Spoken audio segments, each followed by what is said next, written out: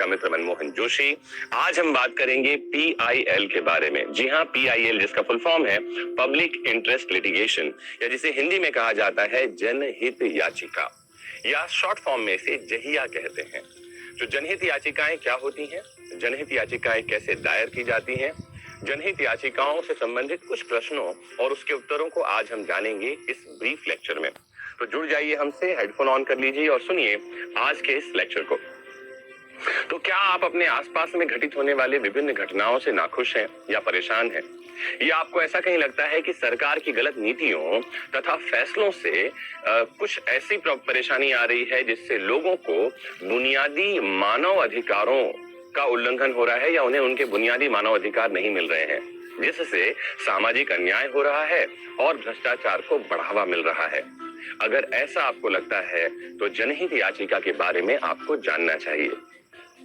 सामाजिक रूप से ऐसे जागरूक नागरिकों के लिए जो कानून के माध्यम से समाज को ठीक करना चाहते हैं या समाज में परिवर्तन लाना चाहते हैं, जनहित याचिका या पीआईएल एक शक्तिशाली उपकरण है।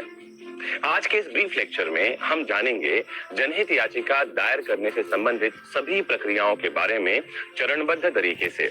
प्रश्न भी मैं लूंगा जो बहुत सारे लोगों ने मुझे पूछे हैं और मैं साथ ही साथ उनके उत्तर भी देता जाऊंगा। जैसे सबसे पहला प्रश्न हम लेते हैं कि जनहित याचिका क्या है। प्रश्न सामने आ रहे हैं, मैं आपको आंसर दे रहा हूं। तो जनहित याचिका भारतीय कानून में सार्वजनिक हितों की रक्षा के लिए मुकदमे का एक प्रावधान है। सामान्य अदालती याचिकाओं से अलग इसमें यह आवश्यक नहीं होता कि पीड़ित पक्ष स्वयं अदालत में उपस्थित हो। यह किसी भी नागरिक या स्वयं न्यायालय द्वारा पीड़ितों के पक्ष में दायर किया जा सकता है। जी हाँ, स्वयं न्यायालय भी संज्ञान ले सकता है और नागरिकों में से कोई भी इसे कोर्ट में ला सकता है।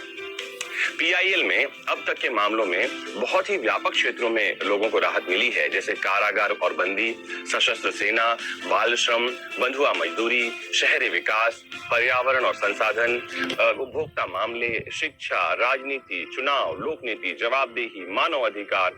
ऐसी कई क्षेत्र हैं जिससे संबंधित जजमेंट आए हैं और जिन्होंने समाज में परिवर्तन लाया है। न्यायिक सक्रियता और पीआईएल का विस्तार बहुत हद तक समांतर रूप से हमारे देश में हुआ है।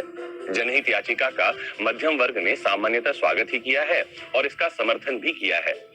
यहाँ यह बात ध्यान में रखने की जरूरत है कि जनहित याचिका भारतीय संविधान या किसी भी कानून में परिभाषित नहीं है। यह सुप्रीम कोर्ट के संवैधानिक व्याख्या से व्युत्पन्न हुआ है। इसकी उत्पत्ति का श्रेय सुप्रीम कोर्ट को जाता है। इसका कोई अंतरराष्ट्रीय समतुल्य भी नहीं है, ध्यान रखिए, और इसे एक विशिष्ट भारतीय अवधारणा के रूप में ही देखा जाता है। इस प्रकार की याचिकाओं का विचार सबसे पहले अमेरिका में आया था। जैसा कि मैंने कहीं पढ़ा, वहां इसे सामाजिक कार्यवाही याचिका कहा जाता है। यह न्यायपालिका का आविष्कार है और न्यायाधीश निर्मित विधि है, ऐसा कहा जाता है।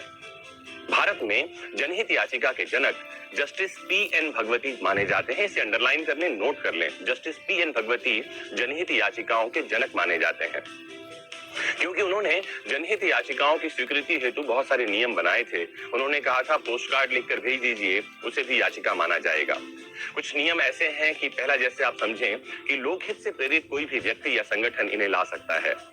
दूसरा, कोर्ट को दिया गया पोस्ट कार्ड भी, जैसा मैंने थोड़ी देर पहले बताया, याचिका मानकर स्वीकार किया जा सकता है। तीसरी महत्वपूर्ण बात यह है कि कोर्ट को यह अधिकार है कि वह इस याचिका हेतु सामान्य न्यायालय शुल्क भी माफ कर दे। जी हाँ, कोर्ट बिना शुल्क के भी आपकी याचिका स्वीकार कर सकता है। फिर एक महत्वपूर्ण बात यह है कि यह राज्य के साथ ही निजी संस्थानों के विरुद्ध भी लाई जा सकती है। अब हम समझते हैं कि जनहित याचिकाओं या पीआईएल के लाभ क्या हैं। तो सबसे पहली बात तो यह है कि इस तरह की याचिकाओं से जनता में स्वयं के अधिकारों तथा न्यायपालिका की भूमिका के बारे में चेतना बढ़ती है।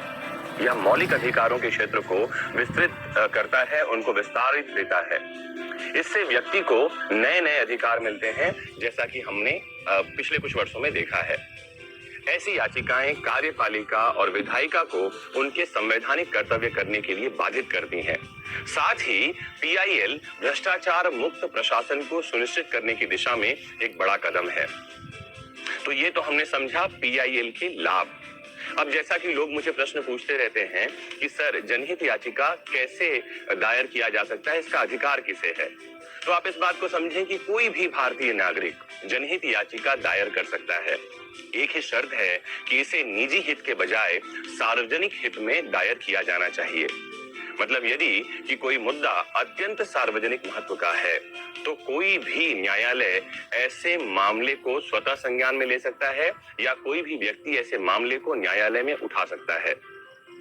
आपको यह भी जानकारी दे दूं कि न्यायालय स्वयं ऐसे मामलों को स्वीकार कर वकील की नियुक्ति कर सकती है। फिर प्रश्न आता है जनहित याचिकाएं कौन से कोर्ट में दायर की जानी चाहिए, तो आपको यह भी जान लेना चाहिए कि जनहित याचिकाएं केवल और केवल सुप्रीम कोर्ट यानी सर्वोच्च न्यायालय या हाई कोर्ट यानी उच्च न्यायालय में ही दायर किया जा सकता है, संविधान के अनुच्छेद 32 और 226 के तहत। मैं रिपीट कर दूं, सुप्रीम कोर्ट या हाई कोर्ट में ही आप PIL लेकर जा सकते हैं। फिर एक प्रश्न आता है कि जनहित याचिकाओं को दायर करने के लिए प्रक्रिया क्या है। तो जनहित याचिका दायर करने से पहले जो भी याचिका करता है उसे संबंधित मामले की पूरी जानकारी ले लेनी चाहिए। यदि जनहित याचिका कई व्यक्तियों से संबंधित है या पूरी सोसाइटी से या समुदाय से संबंधित है तो याचिकाकर्ता को उन सभी लोगों से परामर्श कर लेना चाहिए, उनको सहमति ले लेनी चाहिए। जब कभी एक बार किसी व्यक्ति द्वारा जनहित याचिका दायर करने का निर्णय ले लिया जाए तो फिर उसे अपने केस को मजबूत करने के लिए उस मामले से संबंधित सभी जानकारी और दस्तावेज इकट्ठा कर लेना चाहिए। जनहित याचिका दायर करने वाला व्यक्ति खुद भी बहस कर सकता है, याद रखिए, बहुत जरूरी नहीं है कि आप वकील करें, लेकिन वकील को नियुक्त कर लेना ठीक माना जाता है क्योंकि वकील के पास कानूनी दांवपेच की जानकारी होती है और वो आपको सही सलाह दे सकते हैं। तो जैसा कि मैंने बताया, आप स्वयं अपनी याचिका में पैरवी कर सकते हैं या सुझाव अगर मुझसे पूछें तो ये दिया जाएगा कि कानून की जानकारी ले लें या किसी कानून के जानकार से सलाह ले लें। तो यदि जनहित याचिकाएं या PIL जिसे हम कहते हैं उच्च न्यायालय में दायर करते हैं तो हमको ये जानना चाहिए कि आपको 2 कॉपी उस याचिका की बनानी होती है और उस कॉपी को आप कोर्ट में रखते हैं। साथ ही याचिका की एक प्रति आपको अग्रिम रूप से प्रत्येक प्रतिवादी को भेजनी होती है। प्रतिवादी कौन होता है? वो व्यक्ति जिसके विरुद्ध आप याचिका दायर कर रहे हैं, और इसका सबूत भी आपको जनहित याचिका में जोड़ना पड़ता है कि आपने प्रतिवादी को एक प्रति भेज दी है। यदि आप जनहित याचिका सर्वोच्च न्यायालय या सुप्रीम कोर्ट में लेकर जा रहे हैं तो आपको ध्यान रखना होगा कि याचिका 5 प्रतियों में 5 कॉपीज में जमा करनी होगी।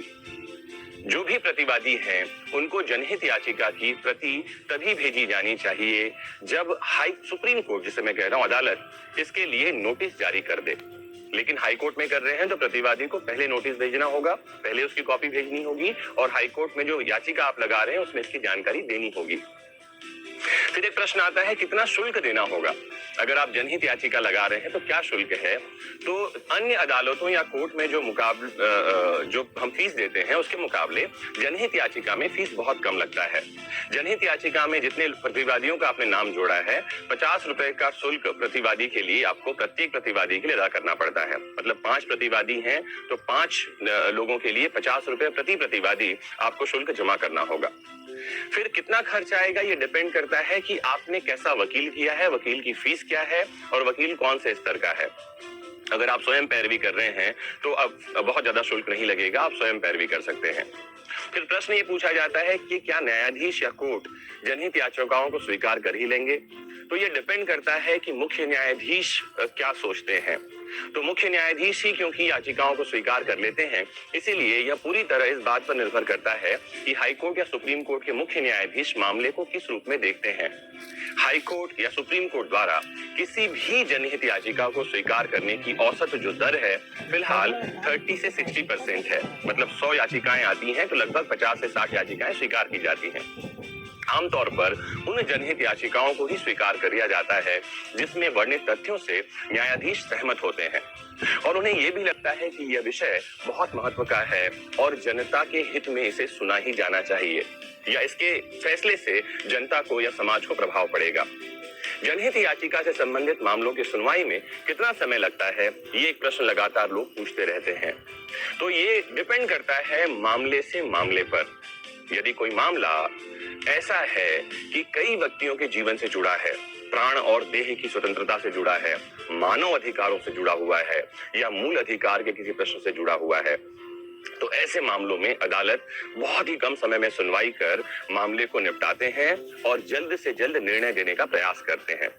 लेकिन क्योंकि अदालतों में मामले बहुत ज्यादा पेंडिंग हैं, तो सामान्य तौर पर देखा यह जाता है कि जनहित याचिकाएं भी बढ़ती चली जा रही हैं, इनकी भी संख्या में बाढ़ आ गई है। इसलिए मामलों की सुनवाई और निपटारे में कई साल लग जाते हैं। हालांकि सुनवाई के दौरान जरूरत पड़ने पर अदालत अधिकारियों को कुछ कार्य करने के लिए निर्देश दे सकते हैं। न्यायालय दोनों पक्षों की अंतिम सुनवाई के बाद जनहित याचिकाओं से संबंधित जो भी मामले हैं, उनमें अंतिम निर्णय देते हैं। तो फ्रेंड्स, अभी आपने बहुत ही ब्रीफ में समझा जनहित याचिकाओं के बारे में।